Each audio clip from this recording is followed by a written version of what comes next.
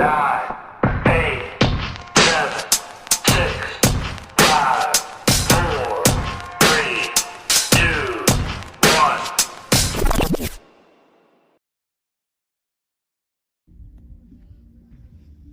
Oh, go in. Oh, he's got it. Yes! Great shot. Yes! He called it.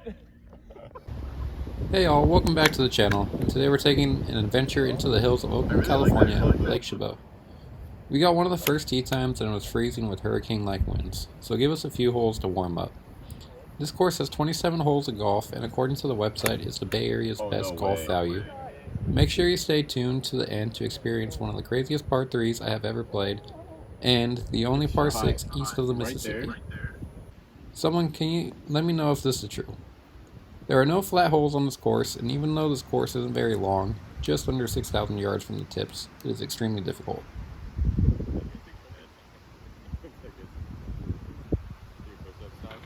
Not only does the wind give us a challenge, we had to avoid cars on this course. Imagine if you just blamed it. That was amazing.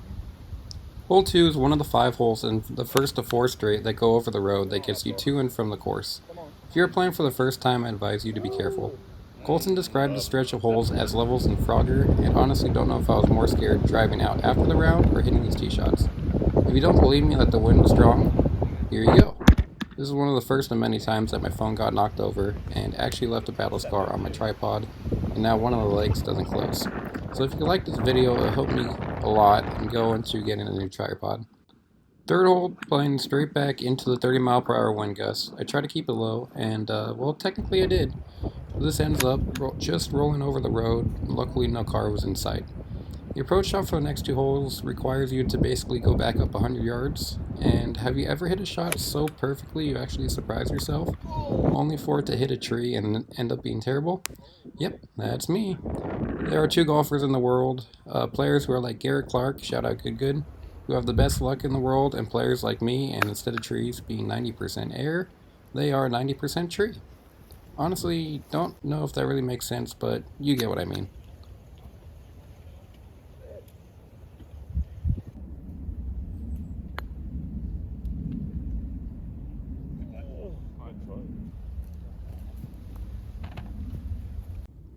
Fourth hole is the second of the back-to-back par 5s, and this one is directly downwind. If you watch this channel, you know my driver goes 300 yards, 200 straight, and 100 right. So you get to witness my new toy and my 2-iron. Now, I may suck at the game of golf, but holy shit, take a look at this divot.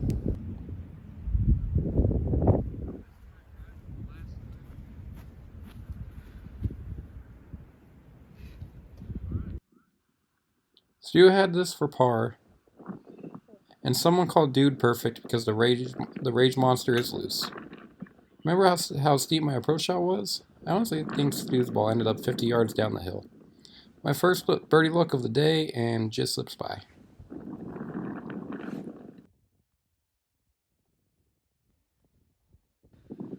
Fifth hole is a 215-yard carry to the road into the wind, and Stu actually carried it dead center of it, and it bounced 100 yards straight into the air. Of course, my phone gets a smudge when I hit my best tee shot so far of the day. By the way, this used to be a fairway, so I'm counting it as a hit one. Now, I've not been to the range with this club yet, and as you expect, I have no idea how far it goes. It gets blasted long and right of the green, where the greens are tough, and I don't know if I could have done any better on this shot. But the Ty spinner has been all over my TikTok feed, and I call this one the Tyev's Trasher. Scared to death after the first pitch, it was only right that I leave this one short. If you're still watching, I would like to briefly talk about the price. Compared to the other courses around the bay, this course provides one of the better rates at $66 with the cart on prime time weekend rate. As you vote what's worse, the shot or this tracer, the pace of play today was amazing, and I'm sure it was due to the wind, but no one was inside of us until the 18th hole. Yes, I shanked that, but I didn't really have a backswing, and don't practice these a lot.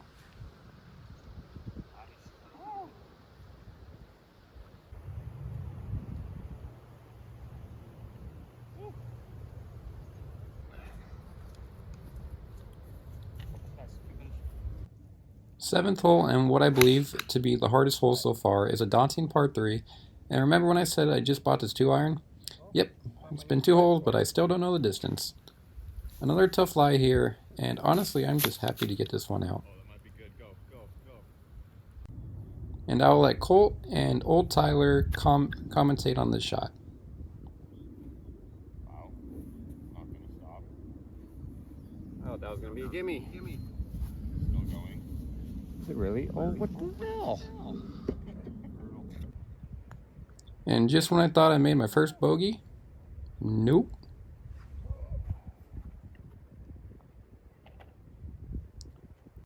Eighth hole is a fun par 5, and a 200-yard shot will hit the downslope and roll close to about 300 yards. And that is what everybody else in my group did, where I decided to make this hole difficult and was a foot away from rolling down the wrong hill. I used all my luck for the ball to stop on top of this hill. There was about a 0% chance this shot would end up being good. And you know it's bad when your 4th shot is still 50 yards behind everyone's tee shot. But this shot looked cool, so I am happy for now.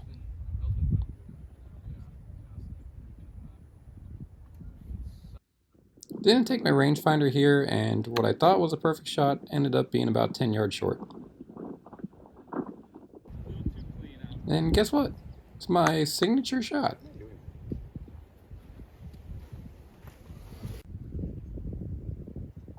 And you are about to witness my worst hole of the day, but probably one of the coolest things. Now I can't hit a golf shot, but look what I can do with a putter. Apparently, I just found out I could do that. If you stuck around, don't worry, the golf course and my golf game is going to get us slightly better on the back 9.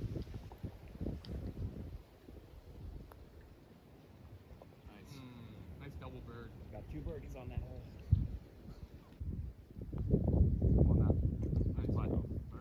Nice birdie. This hole would be the signature hole for most courses, however this is just the 9th hole at Lake Chabot. My favorite hole off the course is about 145 yards playing down to honestly about 85 yards. And if this tee shot wasn't beautiful enough, this drive down with the lake to the left was absolutely stunning.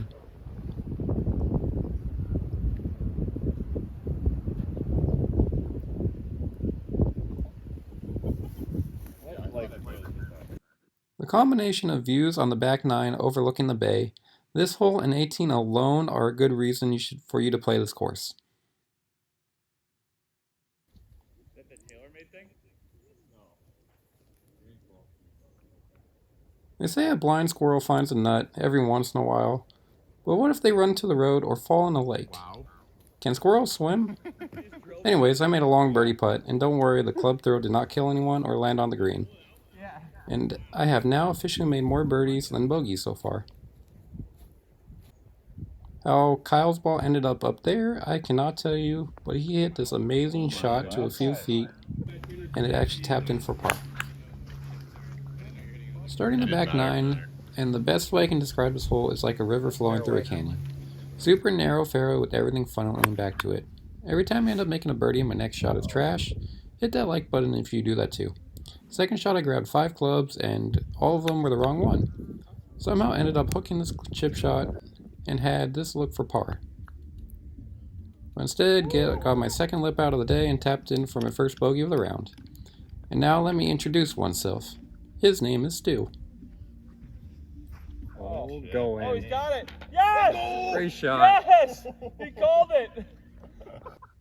11 is the last hole going over the road, and stroke hole number 2 on the course. Luckily for me, I tend to play my best golf on the harder holes. Please don't go back to hole 1 and watch the so-called hardest hole of the course. Honestly, I didn't think I could get this 2-iron anywhere close to the road, and was probably about 20 push-ups away from this rolling all the way back down to the Oakland Zoo. Now see how steep that hill is? Unfortunately, Stu and Kyle's cart ended up dying right next to the hole and had to walk up that mountain. Stu hits a shot of the day on the previous hole and gets rewarded with that. That's golf. Birdie honestly looked like it was falling off a cliff, downhill, and everything along the hole was a big no-no. 12th hole, and all of this is 120 yards. I grabbed my 7-iron, which is my 150-yard club, and I am an idiot because this was a crosswind, And here's the aftermath of the storm, and luckily I have been studying The Price is Right and watching Plinko. And with 2 lip outs already, I don't think my heart could have handled another one. Oh, the full 360. Oh. I just saw you drain it. Was it? Hi, buddy. Another short par 4, and Colt and I decide to have some fun. These tracers are a little bit off, and we almost accidentally created the best trick shot of all time. Honestly, couldn't really tell you where the hole was, and my little chicken legs didn't want to rock climb up this, but Definitely not over there.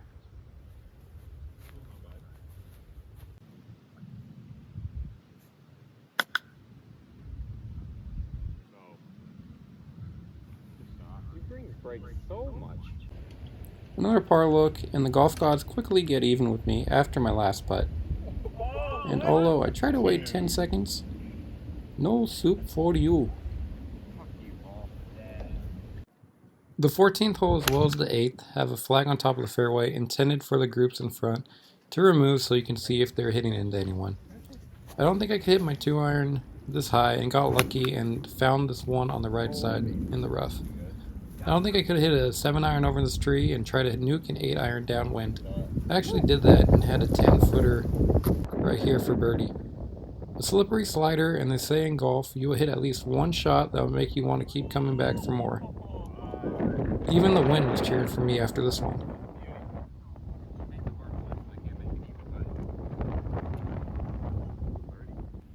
Another short downwind par 4. However, this one has a little bit of trouble left and right of the fairway. My group actually did a little bit of everything on this one. Colt went OB right. Here I went OB left. Kyle drove the green but doesn't want to talk about the rest. And Stu almost hit that tower. These next 2 holes have the best views on the course, and just looking at that one overlooking the east side of the bay. Luckily enough, I have a par putt, and although this is a bogey, it is a much of a big improvement from the front 9. Not a great. 16th hole is straight into the wind, and there's not a lot of fairway to look at on the tee box. Here I trusted a fade from the last hole and would have had better luck in trusting the fart. Colt told me this played about 115 yards, and I trusted him and ended up getting lucky and banked up halfway up the tree. Let me interrupt this shit mess I made of the hole with some more beautiful views. And then just take a look at this green from the windstorm. Bet you can't tell where the green starts. 100% the best you could have done. I actually lipped out this nut, which I didn't think could be possible. And why can I chip a nut, but can't chip a ball?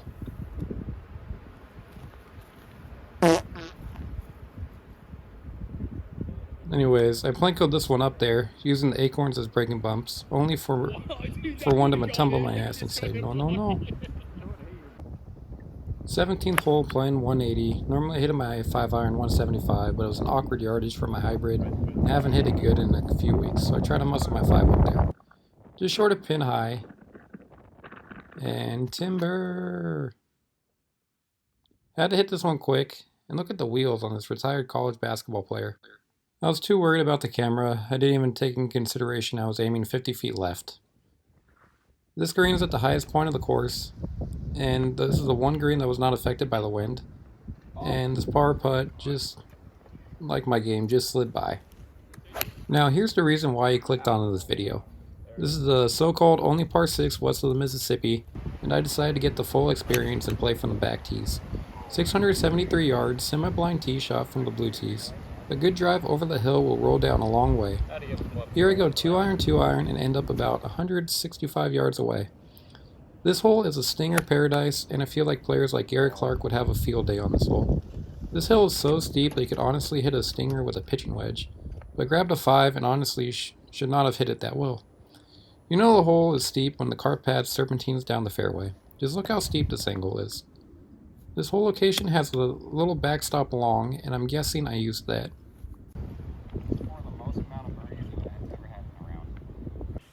This is the easiest birdie look I had in a very long time, and needless to for the first time ever making 3 birdies in a round. And nope, just slides by. Overall, I would rate this as 8.4, just edging out Sunnyvale.